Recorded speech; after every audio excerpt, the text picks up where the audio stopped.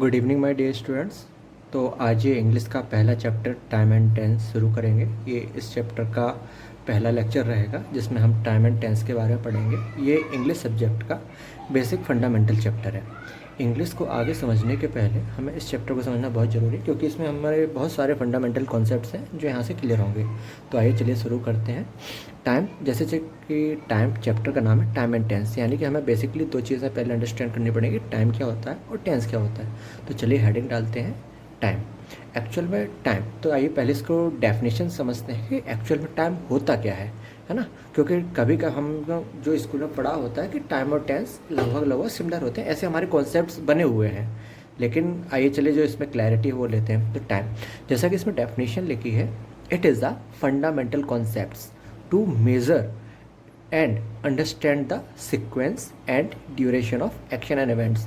इसका क्या मतलब है डेफिनेशन का? इसका मतलब है कि ये जो टाइम है ये एक फंडामेंटल कॉन्सेप्ट है। कैसा?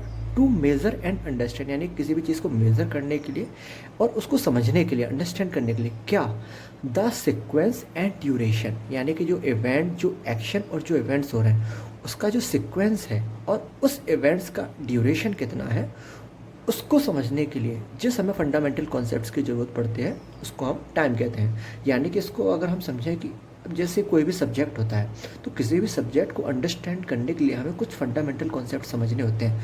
जैसे हम फिजिक्स पढ़ते हैं, कोई भी थ्योरी पढ़ते हैं, मैथमेटिक्स पढ़ते हैं, तो हमें एरिया समझना होता है, वॉल्यूम समझना होता है, स्क्वायर क्या होता है, उसकी प्रॉपर्टी समझनी होती है। उसी तरीके से फंडामेंटल कॉन्सेप्ट्स हैं, यानी कि किसी भी सब्जेक्ट को अंडरस्टैंड करने के लिए जो फंडामेंटल कॉन्सेप्ट्स होते हैं वही टाइम कहलाता है ना।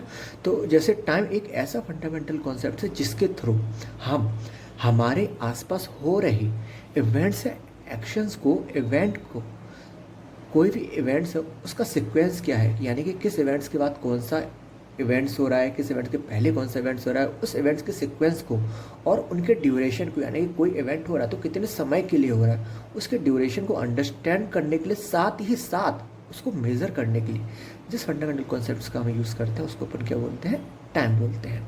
यानी कि किसी इवेंट को समझने के लिए जो एक रेफरेंस पॉइंट की ज़रूरत होती है उस रेफरेंस पॉइंट को ही हम टाइम कहते हैं। जैसे कि हम एग्जांपल लेते हैं, यानी कि जैसे मैंने एग्जांपल लिया, दो पर्सन है, ठीक है, दोनों गाना गा रहे हैं, यानी कि पर्सन ए है और पर्सन बी है, दोनों ने गाना गाया।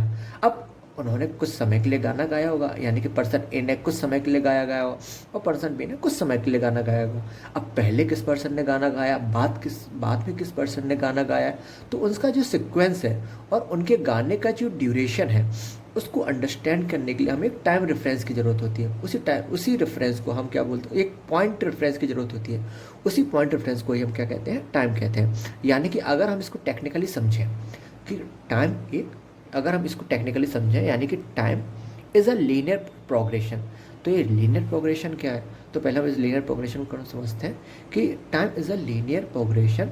It can say, linear progression का मतलब होता है कि time is a series of events, यानी कि बहुत सारे नंबर ऑफ इवेंट्स हैं, उनकी जो सीरीज़ होती है जिसमें इवेंट्स को पास्ट से शुरू करते हुए, प्रेजेंट से होते हुए फ्यूचर तक जाते हैं, है ना। पास्ट से शुरू किया कोई भी काम, प्रेजेंट में होते हुए फ्यूचर तक वो जब ख़त्म होता है तो उस इवेंट्स ऑफ सीरीज़ को हम क्या कहते हैं? लीनियर प्रोग्रेशन कहते हैं टाइम की, है ना। होप सो आपको एक कॉन्सेप्ट क्लियर हो गया होगा। अब जो टाइम की एक जनरल डेफिनेशन होती है, यानी कि टाइम का जब हम जनरल कैटेगराइजेशन करते हैं कि टाइम क्या है, तो सिंपल शब्दों में जो हम स्कूल में पढ़ते हैं कि टाइम पास्ट, प्रेजेंट और फ्यूचर, ये टाइम का एक जनरल कैटेगराइजेशन होता है, यानी कि टाइम को हम इन हिस्सों में डिवाइड करते हैं, इन हिस्सों में कैटेगराइज करते हैं। तो होप सो आपको ये टाइम की डेफिनेशन क्लियर हो गई होगी। तो आइए हम समझते हैं इसके बाद टेंस। टेंस क्या है? तो टेंस की डेफिनेशन में हम समझते हैं पहले कि tense it is a verb form, यानी कि टेंस क्या है? यह एक वर्ब फॉर्म है विच लोकेट्स, जो कि लोकेट करती है, क्या लोकेट करती है? द एक्शन और इवेंट्स, यानी कि जो हम एक्शन कर रहे हैं, जो इवेंट्स कर रहे हैं इन टाइम, यानी किसी भी टाइम में हमने कोई भी एक्शन या कोई भी इवेंट्स किया, उसकी जो वर्ब फॉर्म हो उस वर्ब फॉर्म को ही हम क्या बोलते हैं? टेंस बोलते हैं, है ना। यानी कि टाइमलाइन पर किसी एक्शन या इवेंट्स की जो लोकेशन होती है ना, कि जो लोकेशन होती है उस लोकेशन, तो जो उसकी जो वर्ब फॉर्म बताती है उस वर्ब फॉर्म को ही हम टेंस बोलते हैं। होप सो आपको ये चीज़ क्लियर हो गई कि टाइम लाइन पर कोई भी टाइम लाइन है, फिर पास्ट, फिर प्रेजेंट, फिर फ्यूचर, ये पास्ट हो गया, प्रेजेंट हो गया, ये फ्यूचर होगा। इस टाइम लाइन पर किसी एक्शन इवेंट्स की लोकेशन, यानी कि वो पास्ट में हो रहा है कि प्रेजेंट में हो रहा है कि फ्यूचर में हो रहा है, लोकेशन जो वर्ब फॉर्म बताती है, यानी कि जिसकी जो अपन वर्ब यूज़ करते हैं ना, सब्जेक्ट फिर वर्ब, तो जो वर्ब फॉर्म होती है उसी वर्ब फॉर्म को ही हम क्या कहते हैं, टेंस कहते हैं। तो जो मैंने अभी आपको टाइम समझाया, उसके बाद अभी आपको टेंस समझाया, तो इसको हम आइए चलिए एग्जाम्पल से अंडरस्टैंड करते हैं, चूँकि मैंने पहले से इसलिए लिख रखा है कि हमारा टाइम ज़्यादा वेस्ट ना हो और जिससे मेरा जो टाइम है वो आपको समझाने में यूज़ हो, इसलिए मैंने इस चीज़ को पहले लिख लिया है, जिससे कि आपका भी टाइम हो और मेरा भी टाइम सेव हो और मैं कम समय में ज़्यादा से ज़्यादा आपके सामने चीज़ें एक्सप्लेन कर सकूं, है ना। आइए चलिए ये जो मैंने आपको कॉन्सेप्ट अभी समझाए हैं, इसको हम कुछ सेंटेंस के थ्रू अंडरस्टैंड करते हैं।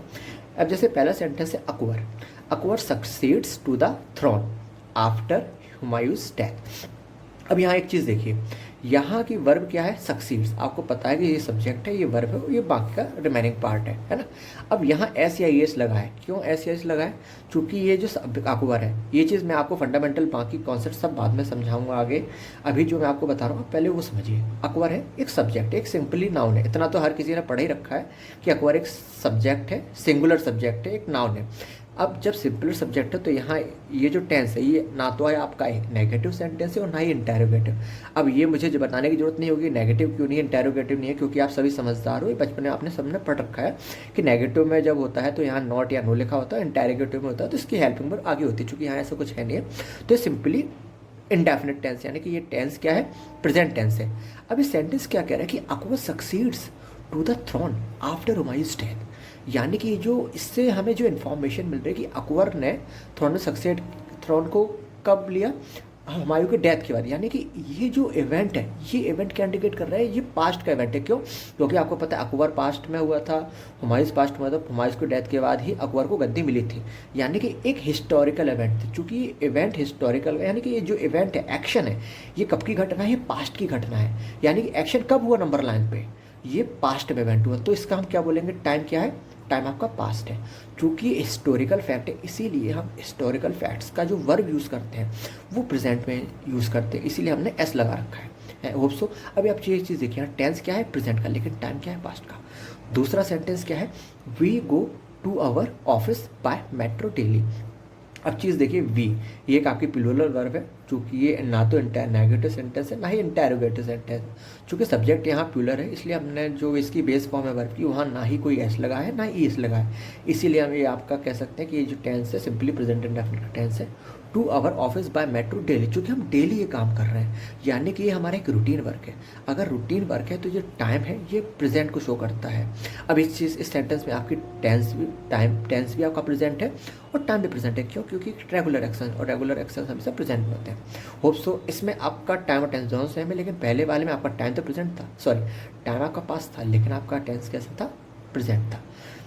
थर्ड सेंटेंस है the PM inaugurates the museum next week, है ना, यानी कि PM है और वो नेक्स्ट वीक में म्यूजियम का इनॉग्रेशन करेंगे। अब एक चीज़ देखिए, कोई भी ऐसा इवेंट्स जिसकी जानकारी थोड़ा प्रेजेंट में लगी होती है, क्यों, क्योंकि ये एक ऐसा इवेंट है जो कि प्रेजेंट में सेट हो चुका है। क्योंकि PM का कोई भी इनॉग्रेशन होता है म्यूजियम का, तो उसकी एक पूरी प्रॉपर प्लानिंग होती है, उस प्लानिंग के थ्रू ही PM म्यूजियम का इनॉग्रेशन करेंगे।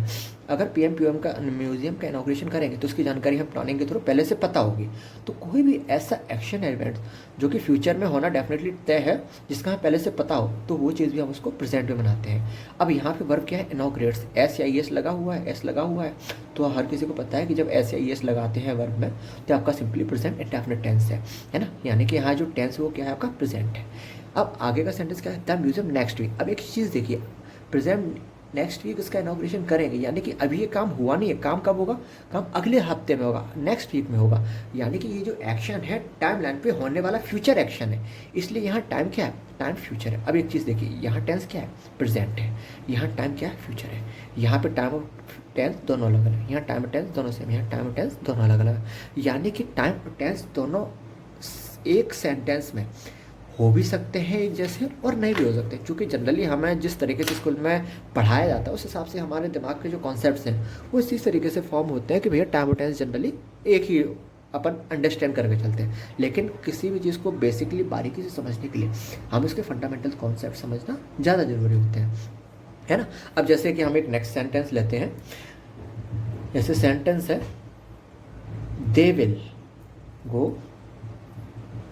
There after he returns home, है ना। और चलिए इसको, इस सेंटेंस को पहले समझें। दे विल गो, विल गो आपको पता है जिस सेंटेंस में विल या शैल यूज होता है, क्योंकि ये क्या है, ये आपकी वर्ब है, ये आपकी हेल्पिंग वर्ब है, और ये आपकी को क्या है, मेन वर्ब है, यानी कि आपका वर्ब स्ट्रक्चर है। क्योंकि जो वर्ब स्ट्रक्चर होता है उसको क्या बोलते हैं, टेंस। अब विल शैल जैसे में लगा होता है तो उसका टेंस क्या होता है, फ्यूचर, है ना।